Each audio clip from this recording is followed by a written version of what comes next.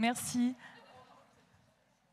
Donc pour débuter cette matinée, nous accueillons Liliane Gobet, présidente du comité ADMR, Michel Durand, vice-présidente de l'association Adiaf Savaram, qui représente le réseau ADESA à domicile, Nicole Ferrari, présidente d'ADF 38, qui représente le réseau FRAP CSF, et Pierre-Yves Delimard, président de l'ADAFAD de la Loire. Voilà, qui passeront ensuite la parole à Madame Florence Perrin, conseillère déléguée aux formations sanitaires et sociales et à la vie étudiante. Je vous laisse la parole avec les micros qui sont devant vous. Bonjour à toutes et à tous. Je remercie le Conseil régional de nous accueillir dans cette enceinte pour cette journée de mise en lumière du métier de TISF. Tout d'abord, en ma qualité de président du comité régional ADMR Rhône-Alpes, il me revient l'honneur de vous parler en quelques mots de la genèse de ce métier et des partenariats qui ont été construits au fil du temps. Aujourd'hui, nous parlons des techniciens d'intervention sociale et familiale. Mais souvenons-nous que les personnels exerçant ce métier étaient dénommés, à une époque, travailleuses familiales. À la sortie des guerres 1945, il s'est posé deux questions. Comment aider des familles nombreuses à l'époque et proposer un travail dans nos campagnes à des jeunes filles qui partaient dans les villes sans métier défini? La réponse a été trouvée avec une idée toute simple, rapprocher ces deux questions et élaborer une organisation pouvant satisfaire à ces deux exigences. Toutefois, les travailleuses familiales étaient soumises à un impératif qui aujourd'hui nous paraît d'un autre âge. Être et rester célibataire pendant toute la durée du contrat. Encore fallait-il que celui-ci existe et soit rédigé en bonne et due forme. Leur travail était organisé par des foyers responsables locaux qui repéraient les familles souhaitant la présence de ces salariés et les mettaient en relation en les accompagnant au domicile des familles. Le transport était assuré soit par le responsable, par les transports en commun et souvent par les bicyclettes. Elles partaient pour une ou plusieurs semaines et devaient quelquefois faire office d'aide-soignante. Ce métier n'existait pas alors. Pour faire des injections, par exemple, de la pénicilline retard. Toutes les 4 heures, il fallait le faire. Les familles ne bénéficiaient pas d'aide spécifique pour ce service. Elles devaient assumer le financement des interventions. Alors, les associations en charge de ce service organisaient des manifestations locales pour aider les familles en difficulté. La première formation eut lieu le 15 mai 1945 à Saint-Galmier. C'est la première session. Puis, fin 1946, 62 travailleuses familiales étaient formées. L'évolution et la reconnaissance de leur statut de travailleur social, qui a eu lieu par un décret le 15 février 1974, a permis aux organismes présents aujourd'hui, qui vous en parleront, je pense, le changement du nom qui s'est imposé. De travailleuses familiales, aujourd'hui, techniciens ou techniciennes d'intervention sociale et familiale. Et nous observons aujourd'hui la présence de quelques personnels masculins dans l'exercice de ce métier, mais la parité n'est pas encore arrivée. En ce qui concerne l'ADMR Rhône-Alpes, le nombre de TISF, c'est 182 personnes pour 123 équivalents temps plein. Elle réalise 186 766 heures au 31/12/2014. Il faut reconnaître qu'à une époque, la convention collective de la branche d'aide de l'accompagnement et des soins et services à domicile, le métier des TISF se trouve de fait dans la seule rubrique énonçant les emplois repères du secteur par catégorie et filière au même titre que les autres métiers, alors que dans la convention précédente de ce métier était décliné dans une approche plus valorisante.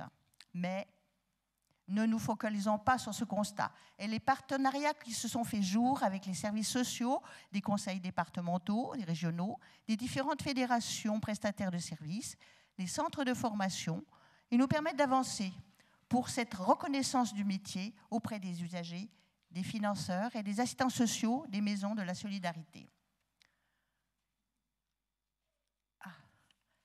Le service rendu auprès des familles exercées par les TISF, que ce soit dans une action de protection de l'enfance ou dans une commande des diverses CAF, se doit de donner la satisfaction optimum pour une relation de confiance entre tous les acteurs de l'intervention.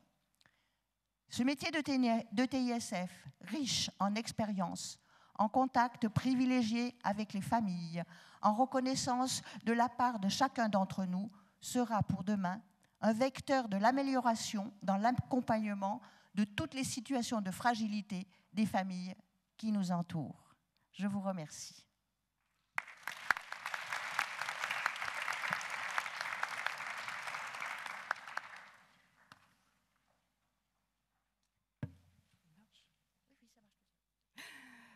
Bonjour, je me présente d'abord, je m'appelle Nicole Ferrari. J'ai exercé le métier de TISF à ADF 38 à Grenoble durant 23 ans.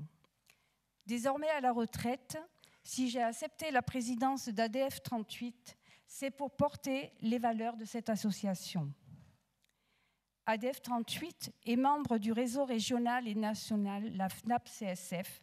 Ces fédérations défendent des valeurs d'entraide et de solidarité en répondant aux besoins des familles en termes d'aide et de soutien à leur domicile et non exclusivement au service de la personne.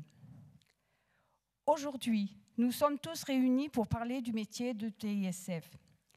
Cette journée sera ponctuée d'interventions spécialisées, de débats et de tables rondes pour connaître et communiquer sur ce métier, mais également pour nous aider à maîtriser les contenus de formation. Et enfin, cette journée devait nous permettre de répondre aux besoins de recrutement. Je vais vous dire quelques mots quand même sur le métier. Le métier de TISF, je pourrais vous en parler longuement. Mais tout au long de cette journée, d'autres participants, à travers leurs témoignages, vont mettre en lumière ce métier qui relève de l'utilité publique. Cependant, je tiens à dire que le métier de TISF s'est adapté au contexte socio-économique et a vu ces dernières années ses missions s'élargir, sa place se modifier. Les TISF sont passés du lien familial au lien social, avec la mise en œuvre de nouveaux modes d'intervention. Le ou la TISF est un travailleur social qui effectue une intervention sociale préventive, éducative et réparatrice. Il ou elle accomplit un soutien de proximité auprès des familles ou des personnes visant à leur permettre de retrouver leur autonomie et à favoriser leur insertion sociale dans leur environnement. Le métier de TISF nécessite une grande capacité d'adaptation, de sens, de dialogue, d'écoute, des capacités d'observation, d'analyse et un bon niveau relationnel. Il faut respecter la famille aidée, son mode de vie, sa culture, sa religion. Ce métier demande tolérance et patience. Parfois, ce n'est pas facile de côtoyer la précarité, la maladie, la maltraitance. Mais le métier de TISF, c'est aussi des rencontres, des joies et des combats partagés. C'est également le plaisir de travailler avec l'autre. C'est un métier qui rend humble. Je peux vous dire que c'est un très beau métier. Merci.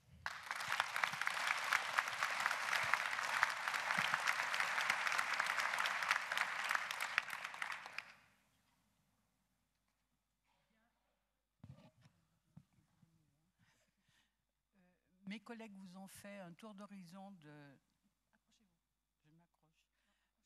Je m'accroche. De votre bouche. Ah bah, décidément, je suis bonnette. Oui, mes collègues vous ont fait une rétrospective de l'historique de l'aide à domicile concernant les TISF et ce qu'est le métier maintenant. Donc, moi, je vais passer à autre chose, au-delà de tout ça. Donc, je représente à DESA à domicile le secteur régional, Rhône-Alpes. Donc, à DESA domicile Rhône-Alpes, en lien très étroit avec la Fédération nationale, est heureuse de participer à cette journée, heureuse et très fière. Cette journée dédiée au TISF est pour nous une joie. Voilà. Depuis des décennies, ADESA Domicile milite pour que les missions TISF soient identifiées, comprises, valorisées. Nous savons par expérience que toute initiative mettant en scène des TISF contribue au développement d'une image dynamique. Un événement comme celui d'aujourd'hui participe grandement au fait d'affirmer qu'elles sont l'acteur essentiel de l'intervention sociale et familiale des associations d'aide et d'accompagnement à domicile. Ne se résignant pas à l'érosion lente du nombre de TISF, ADESA Domicile fait réaliser actuellement une étude sur le thème « Promouvoir les métiers à haute valeur ajoutée pour une meilleure attractivité du métier de TISF ». Nous remercions le COPIL de cette manifestation à l'honneur des TISF, d'avoir accepté la présence de l'intervenant qui réalise l'étude, Madame Mangin, qui sera présente toute la journée, pour s'imprégner davantage des questions qui se posent et vous rencontrer et éventuellement échanger. Sachant qu'à l'issue de cette étude, toutes les conclusions seront diffusées à l'ensemble des partenaires. Merci.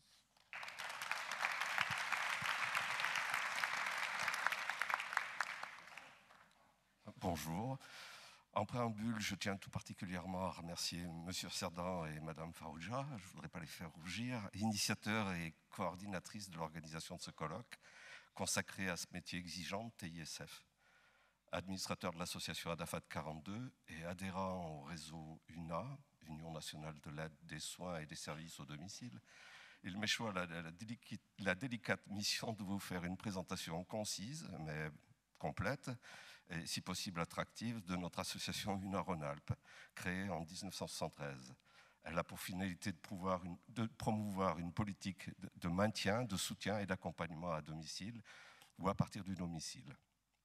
Elle fédère 8 départements pour la région Rhône-Alpes. Nous sommes un mouvement militant, nous aussi. UNA milite pour un droit fondamental d'être aidé, accompagné et soigné à domicile. Nous sommes un réseau employeur. Les structures du réseau mènent une politique active en termes de professionnalisation et de recrutement. Avec UNA Nationale, les adhérents du réseau travaillent depuis de nombreuses années dans le domaine de l'aide à la famille, que ce soit dans le cadre de l'accompagnement de familles fragilisées, en difficulté sociale ou éducative, ou dans la mise en œuvre de solutions d'accueil collectif ou individuel pour la petite enfance. UNA milite pour une nouvelle organisation qui permette de mieux utiliser les SAD familles pour l'accompagnement des parentalités fragiles, notamment en prévention primaire, pour intervenir auprès d'autres publics en difficulté, adultes, enfants placés, enfants porteurs de déficit ou de handicap, pour utiliser nos compétences, les compétences des salariés sur des champs élargis, insertion, accès et maintien au domicile, gestion budgétaire. Cette journée est donc une belle opportunité pour faire parler et valoriser ce métier de technicien de l'intervention sociale et familiale. Au cœur des métiers au domicile, dans la régularité et la durée, le TISF œuvre également au développement du lien social et au vivre ensemble.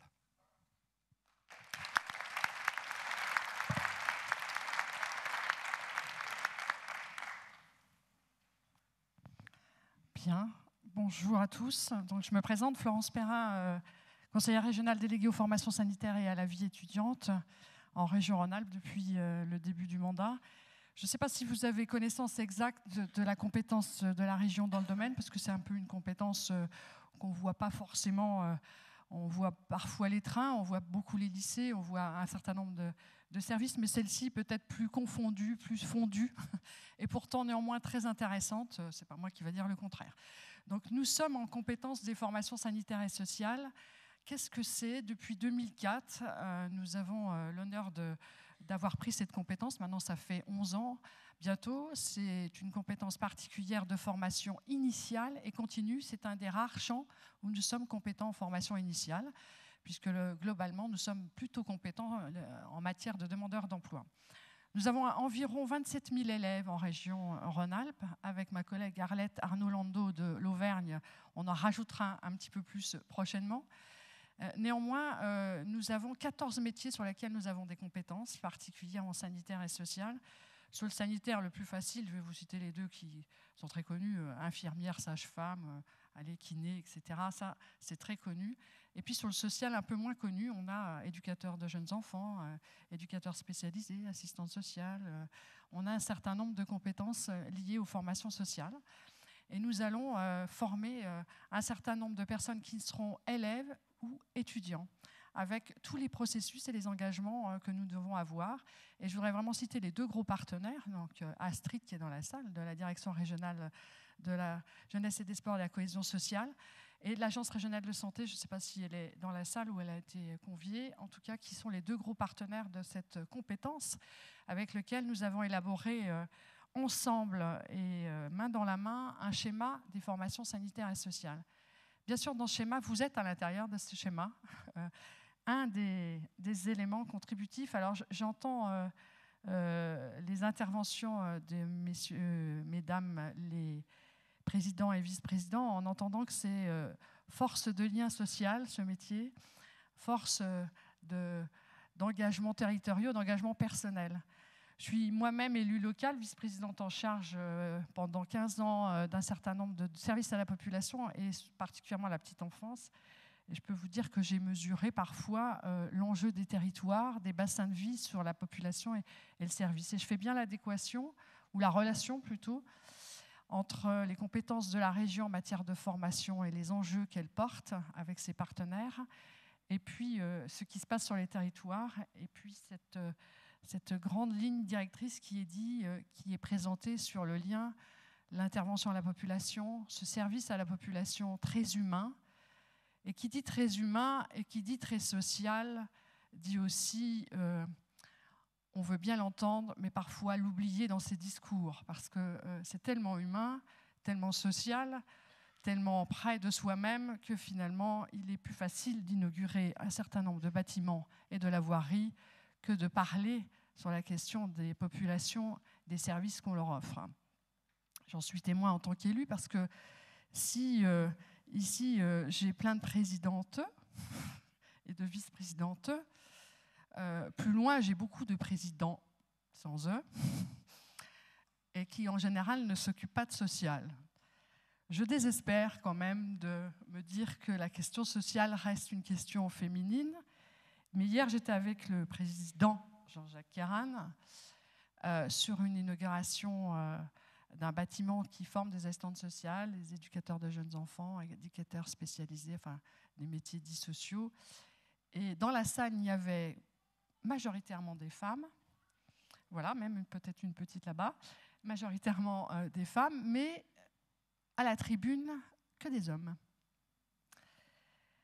Donc j'ai bien compris l'historique de ce métier.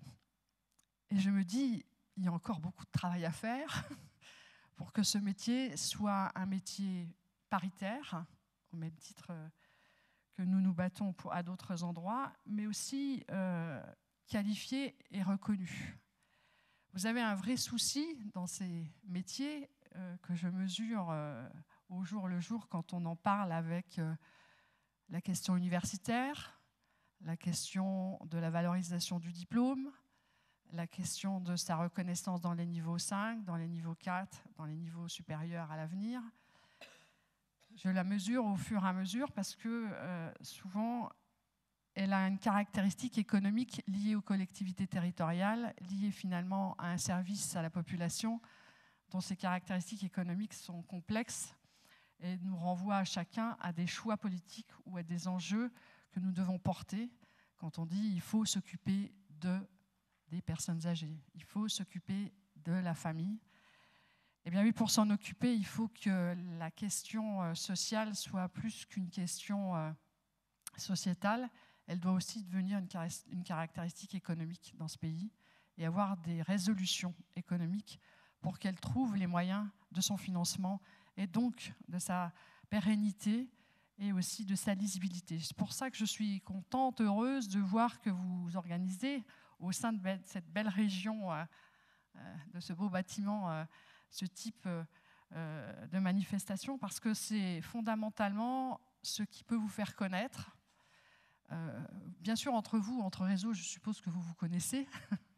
Je ne doute pas. Moi-même, je connais les ADMR sur mon territoire, je connais ces services à la population, mais en connaître les travaux, ce qui s'y passe, les questions, peut-être les marges de progression que nous devons avoir ensemble, c'est beaucoup plus complexe à relever et parfois ça passe dans des informations diverses, nombreuses. Donc, je suis heureuse de vous accueillir en vous redisant que la région, avec ses partenaires, engage à titre de son budget, au titre de son budget, plus de 106 millions dans les formations sanitaires et sociales d'euros. Donc, c'est un budget important. Et nous avons choisi en région Rhône-Alpes d'investir dans les établissements qui accueillent les formations pour donner le mieux et le meilleur des apprentissages. Nous sommes également compétents dans ce qu'on appelle les bourses aux étudiants, qui donne et qui permet à chaque étudiant de pouvoir poursuivre ses études. Mais dans ce domaine de la formation en particulier, on a, si on regarde bien, 60 places, me dit-on, mises en œuvre en région Rhône-Alpes, alors que je pense, et je l'entends de votre part et dans vos discours, un manque important et peut-être une vraie difficulté de recrutement dans ces métiers, parce que aussi une vraie difficulté de valorisation. Vous savez, je suis membre, présidente de la commission à l'Association des régions de France. J'ai participé et je participe activement, puisque le deadline est de la fin du mois d'octobre, aux États généraux du travail social, membre de la CPC sur la fusion des AMP et des AVS qui ont lieu actuellement. J'ai mesuré avec Madame la ministre Ségolène Neuville tout l'enjeu de la question sociale, parce qu'elle est confuse, parce qu'elle est parfois très mal définie dans les têtes de chacun, parce que parfois elle se limite à assistante sociale et éducateur spécialisé, je fais vite, mais à peu près, quoi. Et qu'après on ne voit pas tous les métiers conséquents qu'il y a sur les territoires, qui ont parfois une nomenclature précise et puis qui ont parfois une histoire qui les a créés, qui les a inventés au fur et à mesure. Et à partir de cette histoire, beaucoup d'actes sont encore à venir et à faire et à produire. Nous avons un rapport, le rapport de Madame Bourguignon, qui a fait un état des lieux de l'enjeu de la question sociale sur les territoires, qui a été remis il y a environ 3 semaines au Premier ministre, et qui fait l'objet actuellement d'ateliers sur les enjeux des métiers sociaux de niveau 5, niveau 4, niveau 3, niveau 2.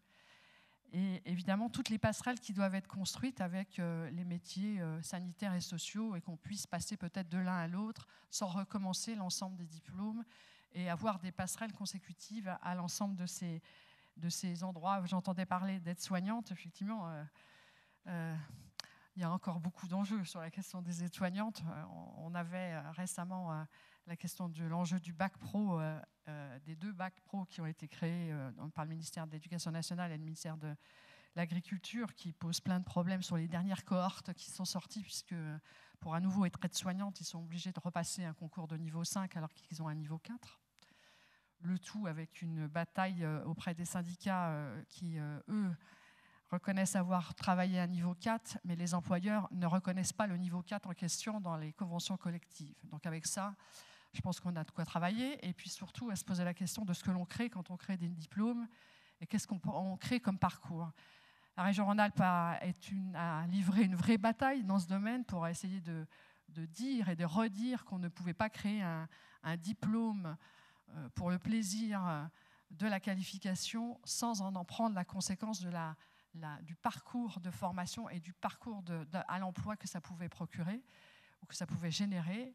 Et donc, par conséquent, nous sommes dans tous les éléments qui peuvent faire progresser avec Madame Najat Vallaud-Belkacem l'ensemble des éléments qui pourront après, au fur et à mesure, faire valoir ce diplôme à des endroits différents, dont peut-être le vôtre demain, ou avoir à autre perspective. On dit souvent que vous avez un taux d'insertion important dans les formations sanitaires et sociales. C'est 90% de taux d'insertion à l'emploi en global. Un niveau de qualification toujours atteint dès que vous rentrez dans les différentes marches de la formation. Et souvent aussi un niveau de relations sociales et de relations humaines extrêmes sur les territoires. Et qu'un acteur social, quel qu'il soit, provoque et intègre son territoire avec à la fois des enjeux qui lui sont propres, personnels, mais des enjeux que nous, les élus, nous pouvons remarquer que la société remarque, que les familles remarquent en termes de services. Une fois qu'on a dit ça, ça fait un peu, bon, c'est sympathique, on se croirait voilà, dans une suite de réflexions sympathiques, mais on ne va pas plus loin. Et je crois que cette journée, si elle vous permet de nous proposer, nous, élus, et de nous indiquer les éléments de réflexion importants qu'il y a dans votre métier, parce que je pense que sur la question sociale, il faut aller plus loin que celle-ci et lui permettre d'avancer vers un devenir et des perspectives qui traversent la question humaine. Et je reviens sur la caractéristique économique. Tant que la caractéristique économique ne sera pas mise en œuvre, je pense qu'on aura du mal à avancer et à surtout progresser pour que vous soyez reconnus comme des éléments d'un tout fondamental, au même titre qu'on fait de l'urbanisme, au même titre qu'on fait à des moments donnés des bâtiments pour rendre des services à la population. La question des métiers, des formations sanitaires et sociales, et le vôtre en particulier, qui touche l'humain, certes est complexe, j'en suis convaincue, parce que je ne connais pas de métier qui touche l'humain qui n'est pas complexe, mais en tout cas reste fondamental. Il est fondamental individu par individu. Il faut que demain il soit fondamental pour l'ensemble du collectif de ces individus, et donc pour les principaux décideurs qui sont au pouvoir actuellement, ou qui seront demain d'ailleurs. Donc pour ça, il faut qu'ensemble, on travaille sur ce que vous faites, comment vous le faites, comment on peut le montrer. Je pense que ça passera aussi par des recherches, des laboratoires de recherche, des niveaux d'interprétation où on verra que ce que vous produisez est aussi important que ce qu'on produit quand on parle du 440. Je vous remercie.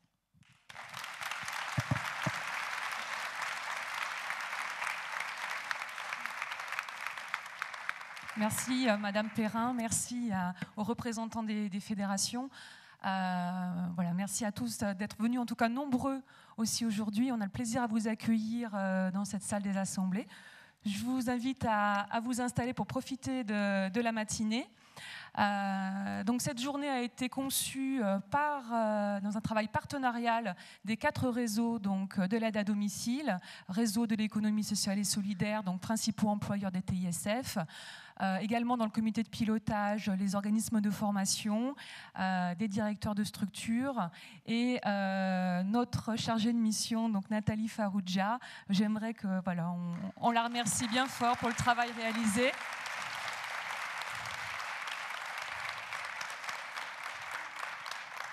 Voilà, c'est grâce aussi à son travail. Donc cette journée se déroule sous le haut patronage également de la ministre Madame Rossignol, donc qui regrette de ne pas pouvoir être là et qui n'a pas pu déléguer quelqu'un de son service. Oui. Et je passe la parole à Nathalie. Oui, bonjour ou rebonjour à tous. En tout cas, la première réussite de cette journée, c'est vous. C'est vous qui avez répondu à cette invitation. Donc voilà, on vous remercie vraiment tous. Vous êtes plus de 300 personnes à être ici. Et voilà, c'est bien que... Voilà, je vous remercie en tout cas pour l'intérêt que vous portez à ce métier de TISF. J'en profite alors, puisque j'ai la parole, de remercier toutes les personnes qui m'ont soutenue. Donc je vais commencer par les personnes des fédérations qui m'ont aidé, soutenu, enfin qui nous ont aidés et soutenus pour en arriver là aujourd'hui. Je remercie aussi le comité, désolée, j'ai pas l'habitude de parler devant autant de monde, le comité de pilotage qui a été présent et jusqu'à la dernière minute en fait, puisqu'hier encore tard on travaillait voilà, sur cette journée. Voilà, je remercie Stéphanie qui s'est proposée d'animer cette journée. En tout cas, on est vraiment ravis que vous soyez là, que vous soyez en tout cas l'animatrice d'aujourd'hui. Et puis, un grand merci aussi à tous les intervenants qui vont animer cette journée. C'est pas simple, mais en tout cas, tout le monde a accepté volontiers de venir. Et un petit coucou particulier à Madame Magnin, qui est une maman d'une petite fille, qui va témoigner. Voilà, donc voilà, on la remercie en tout cas, parce que c'est pas simple de venir devant vous tous, je le confirme. Voilà. Merci à vous tous et très bonne journée.